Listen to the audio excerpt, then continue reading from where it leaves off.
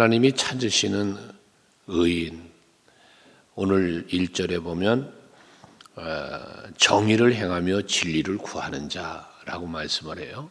정의를 구하며 진리를 행한다. 말씀대로 사는 거죠. 하나님의 의를 따르고 사는 걸 말하는 거죠. 이런 사람을 한 사람이라도 찾는다면 이 성읍을 용서하리라 하고 하나님 말씀을 해요. 창세기 18장 22절 이하의 말씀에 보면 소돔성의 멸망에 관한 아브라함과 여호와의 사자의 대화가 나오죠. 어떻게 하나님 그 의인과 더불어 그 성을 멸망하시려고 합니까? 하고 아브라함이 말하자 내가 의인 50명만 찾아도 그 성을 멸하지 않겠다. 그러니 아브라함이 그때부터 구하잖아요. 혹여 45인이면 어떻습니까? 40이면 어떻습니까? 하면서 마지막 10명 마지막 구하려고 했습니다. 10명의 의인만 있다면 어떻게 하실 겁니까? 라고 물을 때 10명만 있어도 나는 그 성을 멸하지 않겠다라고 말씀을 하시죠. 결과는 멸망당했습니다. 의인이 없었다는 이야기입니다. 그나마 살림을 받은 롯과 그 가족에 대해서도 말하기를 그들이 의인이었기 때문에 그들을 살려준다는 말씀을 하지 아니하시고 아브라함을 기억하셔서 그들을 그 안에서 구해주시는 은혜를 베푸셨음을 말씀합니다. 이 내용이 무엇입니까? 그 소돔성 안에는 롯을 포함한 가족을 포함한 모두 다 의인은 없었다는 이야기를 하고 있는 것입니다. 여기 오늘 본문에서도 의인이 없다는 거예요. 한 사람이라도 찾으면 용서하겠다는데 결과적인 멸망을 이룬 것은 무엇입니까? 한 사람도 찾아볼 수 없었다는 이야기입니다. 자, 오늘 우리에게로 돌아와 봅시다. 하나님이 이 시대에도 의인은 찾고 있죠. 그 찾으시는 의인에 여러분들이 속하여 있기를 원하는 겁니다. 뒤에 보면 2절에 그런 말씀을 합니다. 그들이 여호와께서 살아계심을 두고 맹세할지라도 실상은 거짓 맹세니라 했습니다. 이 얘기는 뭡니까? 저들이 겉으로는 여호와께서 살아계심을 두고 맹세한다고 한다는 겁니다. 여호와의 이름을 말하고 있습니다. 그 앞에 맹세하고 있습니다. 그러나 그것이 거짓 맹세라는 것입니다. 겉으로 보기에는 믿는 사람 같습니다. 겉으로 보기에는 하나님의 사람 같습니다. 그러나 그 내면을 들여다보니 거짓이었다는 이야기지 않습니까? 그 성에도 제사장이 있습니다. 선지자가 있습니다. 율법을 잘 안다는 율법사들도 있습니다. 여호와의 이름을 걸고 말하고 또 가르치고 이끄는 사람들도 있었다는 이야기죠. 하지만 그 모든 것들이 무엇이라? 거짓이었다는 것입니다. 예수님의 시대에도 그렇지 않습니까? 외식하는 자들이라고 꾸지람을 받았고 회칠한 무덤 같다고 꾸지람을 받았던 서기관, 바리새인, 율법사들이 있었습니다. 그들은 예수님을 십자가에 매달아 죽인 사람들입니다. 오늘 우리가 신앙생활하면서 간혹 여러분들에게 말씀드리지만 자신을 성찰하는 것이 매우 소중한 이유가 바로 여기에 있습니다. 우리가 신앙생활을 하면서도 간혹 형식에 매일 수 있다는 것입니다. 어떤 의식적인 것에 걸려 있을 수 있다는 것입니다.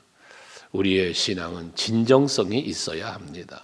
예배를 드림도, 기도를 함도, 헌신하며 봉사함도 모두가 다 늘 말하는 하나님 앞에서라는 말, 하나님이 보시기에라는 말, 그 의미 속에서 우리의 진정성이 있어야겠다. 하나님은 그러한 진실한 믿음의 사람을 찾고 계신다는 겁니다. 그러면서 그럼 왜 이렇게 이들은 하나님이 찾으시는 그 한 사람이 없는 성이 되었을까? 3절에 보니까요. 여호와여 주의 눈이 진리를 찾지 아니하시나이까 하면서 주께서 그들을 치셨을지라도 그들이 아픈 줄 알지 못하고 그들을 멸하셨을지라도 그들이 징계를 받지 아니하고 그들이 얼굴을 바위보다 굳게 하여 돌아오기를 싫어함으로 라고 말씀을 해요. 이 무엇을 말합니까? 책망을 받아서 지금 하나님이 치시고 멸하시고 하는 징계를 내리시고 하는데, 이러한 것들을 이들은 알지를 못했다는 거예요. 때리는데 아픈 줄 알지 못했대. 하나님이 치시는데 그 아픈 걸 알지 못했다. 무감각한 상태를 말하는 거죠. 무감각한 거예요. 아픔을 모르는 거예요. 그 다음에 그들을 지금 멸하시고 있는데도 그들이 징계를 받지 아니하고 이런 말은 뭐란, 그건 하나님이 징계해도 저들이 안 받아 그럼 징계가 임하는 게 아닌가요? 그 말이 아니고, 징계의 목적이 어디 있습니까? 하나님 말씀대로 하나님께로 돌아와라, 하나님 말씀에 순종하며 살아라 라고 그것 때문에 징계하는 거 아니에요? 그런데도 불구하고 이들은 그 징계를 받지 않는다는 것은 하나님의 선지자를 통하여 말씀하는 선포한 걸 받아들이지 않는다는 거예요. 들으면서도 그 어려움 속에 지금 멸망당하는 상황에 놓여 있으면서도 돌이키지를 않는다는 거예요. 그래서 그들의 얼굴을 바위보다 굳게 했다. 얼굴을 바위보다 붓겠다는 건 뭡니까? 부끄러워하지 않는다는 거예요. 수치를 모른다는 거예요. 결과는 그래서 돌아오지 않았다는 것이거든요. 여러분, 우리가 뻔뻔스럽다는 이야기를 합니다. 뻔뻔스럽다. 뭘 말합니까? 잘못했음에도 잘못을 시인하지 않는 거예요. 그걸 뻔뻔스럽다는 얘기를 하는 거예요. 우리가 하나님 앞에 뻔뻔스러우면 안 되죠. 늘 하나님 앞에 우리는 나는 죄인이로서이다. 나는 참 부족합니다. 그래서 늘 하나님의 자비와 긍휼을 구해야 된다는 거예요.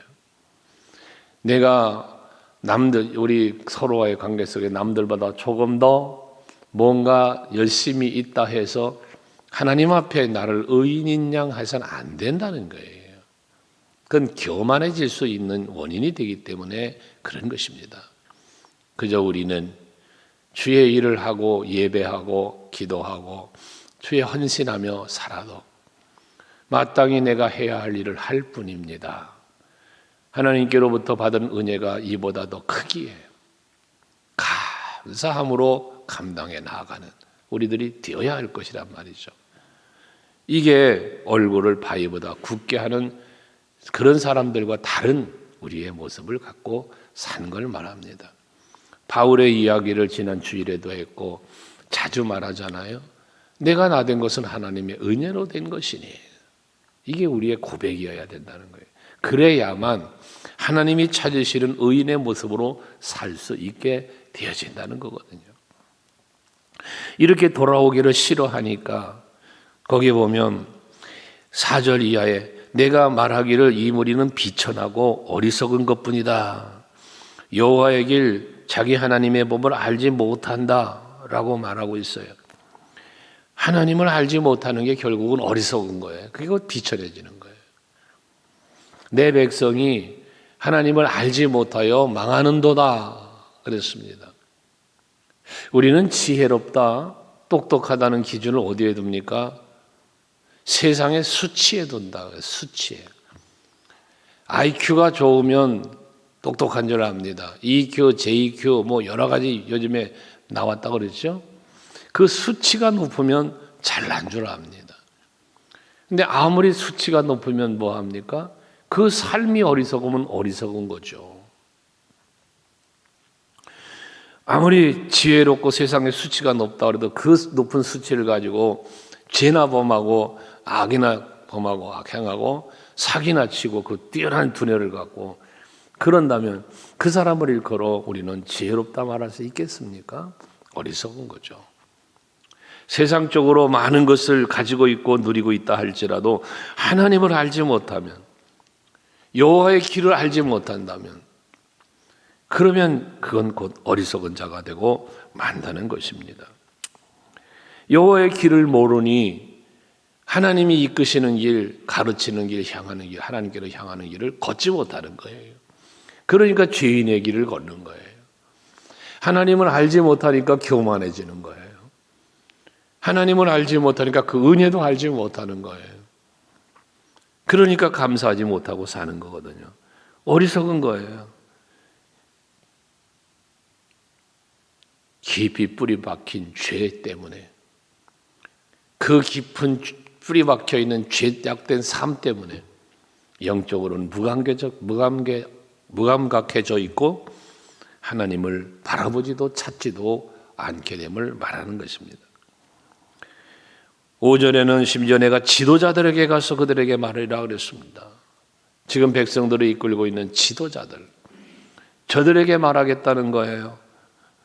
그들은 여호와의 길, 자기 하나님의 법을 안다 하였더니 그들도 일제히 멍에를 꺾고 결박을 끊은지라. 지도자들이 나는 여호와 길을 알아. 난 여호와를 알아. 안다는 거예요. 알면은 백성들을 여호와의 길로 인도해야 하고, 여호와를 안다면 오직 여호와 하나님만을 바라고 의지하며 살아야 마땅한데, 그런데 이런 지도자들, 여호와의 길을 안다고 말하고 여호와를 안다고 말하는 그들이 뭐 했다고 합니까? 일제히 멍에를 꺾고 결박을 끊었답니다. 여기 멍에를 꺾고 결박을 끊었다는 건 뭘 말합니까? 하나님의 말씀에 붙잡히고 하나님의 은혜 안에 붙잡혀서 그의 이끄시는 대로 살아가는 거예요. 여러분, 소나 말이 멍에를 메고 짐 수레를 끌고 가면 주인이 멍에를 메고 끌고 가는 대로 따라가는 거예요. 이 멍에가 그런 거예요. 하나님이 맡겨준 사명, 하나님이 맡겨준 직분, 하나님이 우리에게 요구하시는 이 일들을 나에게 맡겨주면 묵묵히 그 멍에를 메고 가는 거예요. 이게 오늘날 우리에게 주어진 십자가 그 사명과 같은 거예요. 블레셋에서 복궤를 다시 찾아왔을 때에 그 암소, 젖먹이는 암소를 멍에를 메우고 수레에 복궤를 실어 벳세메스로 보낼 때에 그 소는 좌우로 향하지 않고 오직 벳세메스로만 향하여 나아갔다라고 성경은 기록하지 않습니까? 그 암소처럼 내게 멍에가 지워지고 내가 걸어가야 할 여호와의 길, 그 길을 걸어갈 수 있는 우리들이 되어야 한다는 거거든요. 근데 이들은 지도자라고 말하는 사람들이 뭐했어요? 멍에를 꺾었대요. 결박을 풀었대요. 우리는 죄의 결박을 풀어야 되지, 하나님의 어려운 손의 결박은 여러분 풀면 안 되는 거죠. 예수께는 결박되어야 하는 겁니다. 죄의 결박은 풀어야 되는 겁니다. 노임을 받아야 하는 겁니다. 세상의 결박은 풀어져야 합니다. 그런데 우리는 하나님께서 우리에게 주신 사명의 멍에는 꺾어버리려 하고 주의 사랑에 붙잡혀 있는 결박으로부터는 벗어나려고 하면서 세상 죄의 멍에를 꺾지 않고 세상 죄의 결박은, 유혹의 결박은 묶인 채로 사망의 길을 걸어가고 있단 말이죠. 여호와의 길을 걸어가야 하는데 우리는 죄인의 길을 걸어가요, 사망의 길을 걸어가요. 이게 변화해야 할 우리들의 모습인 거예요. 그런 이들의 결과가 6절에 뭡니까? 그러므로 수풀에서 나오는 사자가 그들을 죽이며 사막의 이리가 그들을 멸하며 표범이 성읍들을 엿본즉 거리로 나오는 자마다 찢기리니 이는 그들의 허물이 많고 반역이 심함이니이다라고 합니다. 여기 사자, 이리, 표범 등을 말합니다. 근데 그게 어디서 나옵니까?